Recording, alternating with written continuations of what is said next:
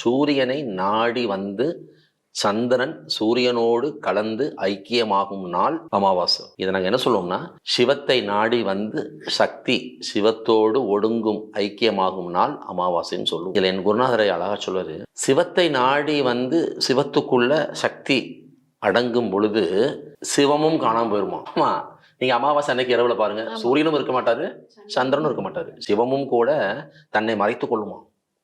சக்தி எப்ப வெளிப்படுதோ அப்பதான் சிவத்தை உணர முடியும் சொல்வார். இது என்ன விதமா சொன்னா, சக்தி அடங்கி சிவமாகும், சிவம் அசைந்து சக்தியாகும். இதுதான் தத்துவம். சரிங்களா?